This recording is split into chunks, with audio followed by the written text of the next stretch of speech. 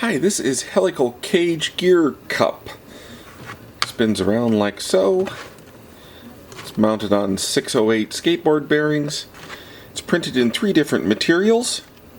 They are Pryline polycarbonate with the white. I believe this is eSun PETG with the green. And blue Amazon Basics PETG. And the idea behind this thing is you can take your pens and pencils and stuff, put them in there, and it makes kind of an interesting pen and pencil holder. So I think it's cool. So can I get it to come apart there? You can see the bearing there. Now I did modify it just a little bit. Don't know how well you can see in there, but I've added a spacer underneath the bearing so that the bearing doesn't sit flush directly on the plate. That lifted it up so that this thing didn't scrape on the plate. So I'll post my remix on that. Let me pull the blue one off too. So the way the author designed this, it prints in 2 pieces that you can snap together. They snap pretty tight. There we go. Prints in 2 pieces like that. And you can actually add intermediate sections as much as you want. So I have made a special intermediate section, which is going to hold a motor.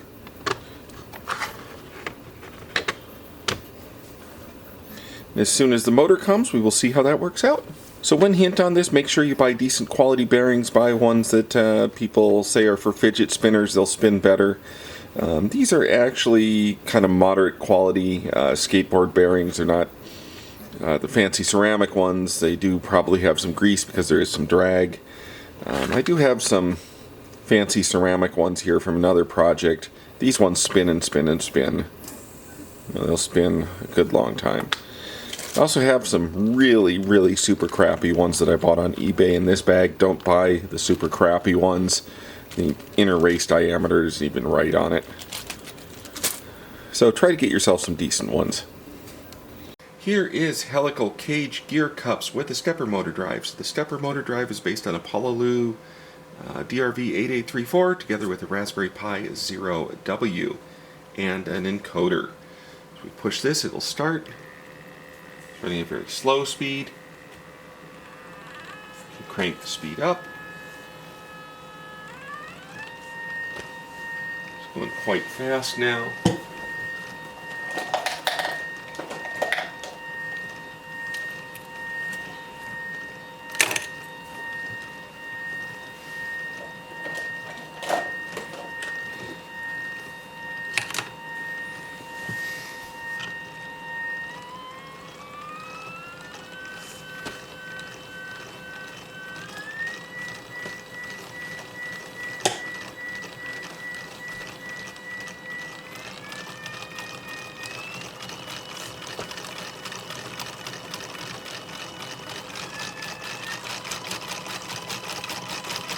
Full speed.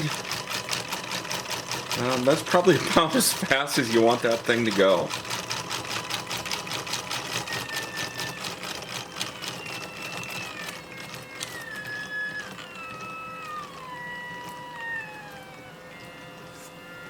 So the main thing I'm going to want to do is find some way to quiet it down. I'm wondering if maybe if I increase the micro steps we can get that noise reduced, because that's kind of noisy and annoying the way it is. I can also control it from my phone. Turn it off.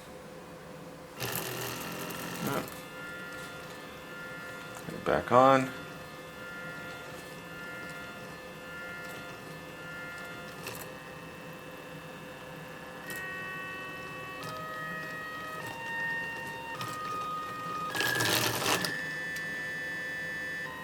Yeah, so there is certainly an acceleration concern. If you jump too high to a fast speed, you can stall the motor. So I'll probably have to build that into my software, some way to keep the acceleration within bounds of what the motor can do. And I do plan on making the center cup taller. This kind of half height one was just my first attempt at the center cup with the rotor for the stepper motor. So we could certainly could put, well, if I can get it on straight, certainly could be a taller one. will work just fine like that. But I'll probably print one the same height as the other ones.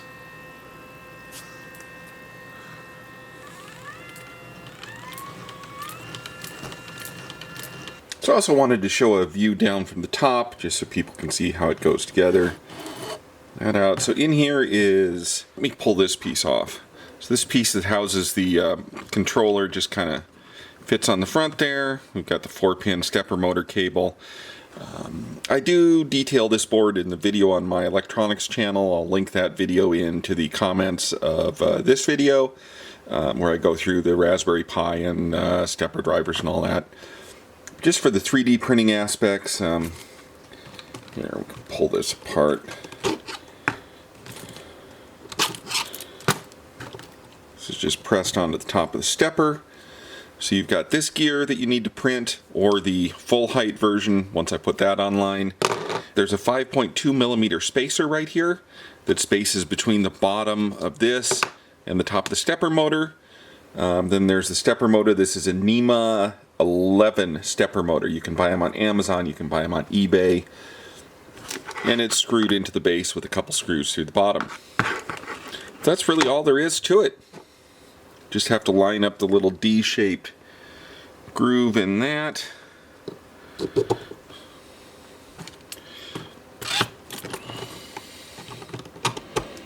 The other thing you have to be careful of when you're printing this is that you have to mirror them properly. So for example, if you take this one off, these two here don't go together because this one needed to be mirrored.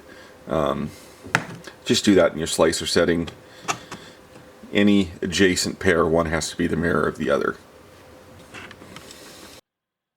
Here is the attribution section of the two things that I based mine on, so you can download the originals if you're interested in doing so.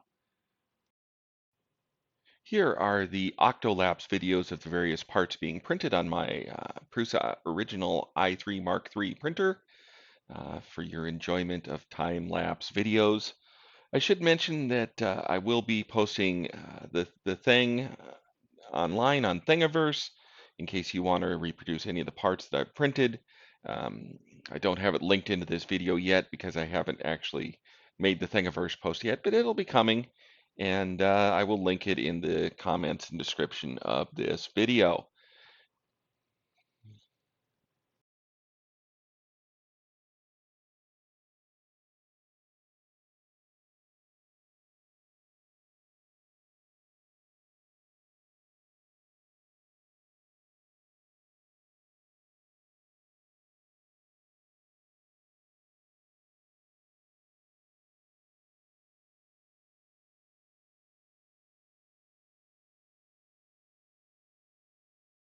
I hope you enjoyed this video. If this sort of thing interests you, then please subscribe and I will make more of them. Thank you.